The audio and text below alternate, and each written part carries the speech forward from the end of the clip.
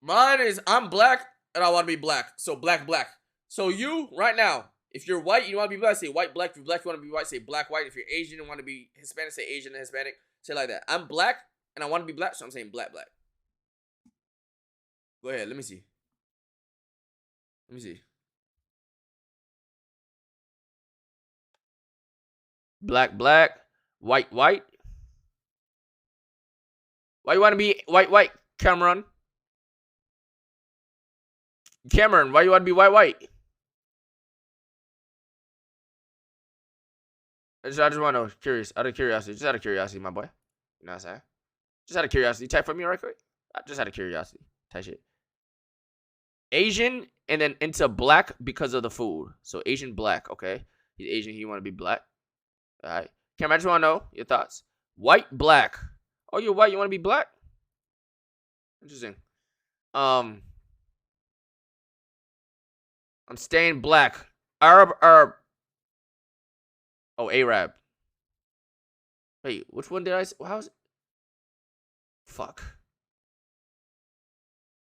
Arab is the correct way or the wrong way? Where's Cameron at? Where'd Cameron go, chat? Cameron said, yo. Okay, you just didn't answer my question, bitch. Samoan, Nigerian. White into light skin. Okay. White into black. Okay. I don't have a problem with being white. Oh, nice. Good job. You shouldn't have a problem with what you are. Japanese into Chinese. Black into Indian. Lizard into white. Hispanic into light skin. Bruh. Any of y'all that would want to be another race? Don't, bro. Your race is amazing in its own way, you know? Love yourself. Love your race. Love your blood. Love your genetics, bro. You feel me?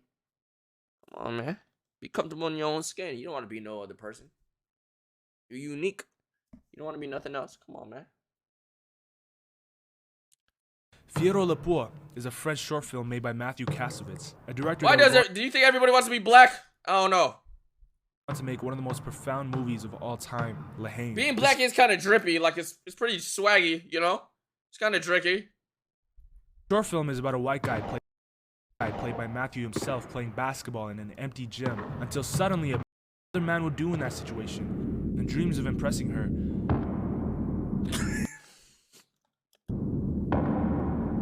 By turning black. What? Omegalos in chat. Kick W's. Now, I've shown this film to several people, and they all said it's racist and impolite. But I feel like there's a real truth to what Monsieur Kassovitz is trying to say in this movie. See, when I was a kid, I had dreams as well. It was 1996, and I just watched Michael Jordan get his 4th ring after winning the most amount of regular armpit hair. Season games of all time. Bro, you know that nigga pube hair, his little dick hair, fucking nappy too. And I just watched if your armpit hair nappy, GG's. Yo, dick hair is fucking GG. And for some reason, I felt like I could be like him. I could be like Mike. I was entering high school that fall, and even though I hadn't picked up a basketball ever up until then, I thought that I could make the team because I thought I could be like Mike. I tied up my 11s and headed to the gym, only to be met with Goliaths with fully formed muscles that were doing practice dunks. It's like they were gods on earth. You know what's crazy? That was my welcome to the NBA moment, bro. That was my welcome to you're a bitch ass nigga moment. When I went to high school and was like, when I was in like tryouts or sports related shit or hanging with niggas. And niggas were just awk. Like, it was just like, I was like a little bitch around a bunch of grown-ass men, nigga. Like, I was dead 97 pounds in high school in freshman year. I was like 5'8", 97 pounds my freshman year, bro. Skinny as fuck. And those niggas like 6 feet, 200, benching 3 plates as a freshman. I'm just like, what the fuck? Did you shoot them? No, I didn't shoot them. Why would I shoot them? Nigga, I was 95 pounds, 5'3". Yeah, the kids were for sure on steroids, but some kids just were like just naturally like just big. Like Jeremy. Bro, that's the only reason why Broderick slammed my ass, bro. His freshman year, I was probably, by that time, it was like winter breaks. I got to like probably like not 101 pounds. Broderick weighed like, he's like one of them big, he was like probably 205 or some shit, bro. I saw this one kid, black of course, go up for a one-handed tomahawk with his tongue out and the same 11s I had on. But I started working out before that. I saw wings coming out of his back. I never wore those shoes again, and my NBA dreams died before I ever stepped on a court. Oh, that's tough. You see, Michael Jordan's impact not only transcended America, but the entire world. With games being broadcasted worldwide for the first time ever, and with Michael Jordan entering his prime in the most marketable era, every kid was sticking their tongue out going out for layups, wearing their short shorts to expose their knees, and obviously wearing Jordans. And I'm not talking about just American kids doing this. I'm talking about kids from Europe and Asia, kids that have never seen a black person before, imitating his airness. Hell, even Kim Jong-un can resist being a Michael Jordan fan. Lip, smile, and widen your eyes. When he spent his adolescence in Switzerland, all he would talk about was Michael Jordan and the Chicago Bulls, and only wear Nike tracksuits, no jeans. And I know that Kim Jong-un is a lot of things to a lot of people, but you can't really say he's racist if he wants to be like Mike. Even I suffer from this a little growing up. I remember playing pickup basketball and a black kid dapped me up, and I was like, God damn, he's the same race as Michael Jordan. And I got starstruck a little bit. Granted, I was 14. Wait. Even I suffer from this a little growing up. I remember playing pickup basketball and a black kid dapped me up, and I was like, God damn, he's the same race as Michael Jordan. And I Yo, imagine having, like, bro, that's crazy. Yo, that's crazy. That's crazy. That's, first of all, that is the craziest form of glaze I've ever seen in my life. Like, that's incredible glaze. Even though you was legit, I'd never seen a glaze, such a glazatron in my life. But second, that is crazy. Nigga looked at him like he was a foreign creature. I got starstruck a little bit. Granted, I was 14, but this is probably the same type. 14? Okay. 14 is young, but 14 is like, you have a brain. There's no way you looked at a black person who, like, at 14 years old, like, oh my God, he's the same color as Michael Jordan. What the fuck? I'm thinking like 8 years old or something. 9 or 10 or something. Type of interaction that made Jack Harlow want to pursue rapping as well. And this leads to some cultural observations I've noticed growing up around minorities. Most of the kids that I'm friends with are of darker skin tones, ranging from Indians to Africans to even Filipino people. And the N-word constantly gets thrown around over and over again, even if some of the people that are saying it aren't black. When Nav, who's a rapper of Indian origin, received backlash for saying the N-word in his songs. Yo, does Nav got the pass, bro? He said that in his multicultural neighborhood of Rexdale, Ontario, everyone was saying the N-word as well.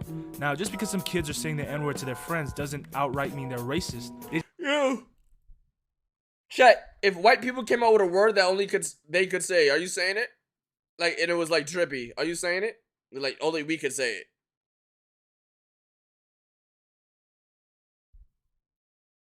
it. Yeah, I don't give a fuck. I'm taking that shit. Fuck they gonna do? They just think it's cool because the black people they see on TV are cool. But they're not gonna admit that because it's racist. With so many black stars becoming greats at the most important things to Americans, sports, music, and movies, there's a generation of kids that grow up seeing these greats perform and forming perceptions that aren't racist. There's movies that got a picture of Will Smith smacking the fuck out that nigga. Michael Jordan's impact off the court was actually pretty terrible. He was a degenerate gambler, never was into social politics, never really gave a fuck about anything other than basketball. But his greatness made up for it. He made black people cool, oh my God, but for the wrong reasons. It gave a generation of black kids the idea that if you want to make it as a black man in America, you either got to be a basketball player or a rapper. The whole concept of we gonna make it out the hood came from this. And all the model minorities like the Asians and the Indians looked to black people in their stardom and was starstruck by them, while they were forced to stay in school and become doctors and lawyers. But the problem is only a few black people actually make it out the hood. So even though we see black athletes and musicians and actors Bean Bryant with that bean head, you know what I'm saying? Big ass bean on his head, bean head internationally, a disproportionate amount stay poor and unemployable as well. And in turn, the model minorities that were forced to stick through school who dreamed of also becoming basketball players and rappers, but couldn't because they had loving parents and defective genetics, idolized black people, but only the ones that were successful. And it's not like they didn't care about black issues either. It's just all they saw was the cool black people and they wanted to replicate it. This is where Charles Barkley came in with one of the most profound commercials I've ever seen. I am not a role model. I'm not paid to be a role model. I am paid to wreak havoc on the basketball court. This commercial directly contrasts the I want to be like Mike stardom campaign that made Michael Jordan the most marketed athlete of all time. At the time, Michael Jordan was at the top of the world and they were calling him Black Jesus. But Chuck was saying, yo, don't look up to me. I'm a basketball player. Go be a doctor. Go be a lawyer. He got a lot of backlash for this because it directly contrasts the campaign that Nike was running with Michael Jordan at the top of the world, as well as shitting on the fans that were buying the shoes, putting up the posters, and wanting to be killing this nigga in the ones. Like Mike. But hey, Chuck's right. Not everyone can make the NBA. I learned that very quickly in my life. But even with Chuck saying that he's not a role model, the legacy that he and other basketball players left behind is tremendous, because that's just how much we value basketball players and other icons in America. Because even though Michael Jordan was a I'm killing this bum ass nigga in the ones too. Come on, this nigga right here. Killing this nigga right here. Nigga's a bum.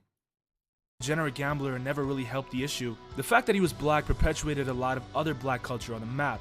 But if you still don't believe me, here's a great example. Just look at the cultural impact that Michael Jordan has, being the greatest of all time for black people, and just look at how, like, pretty much most First Nations. Sure, buddy, I said this dude, this white dude right here, I'm killing that nigga.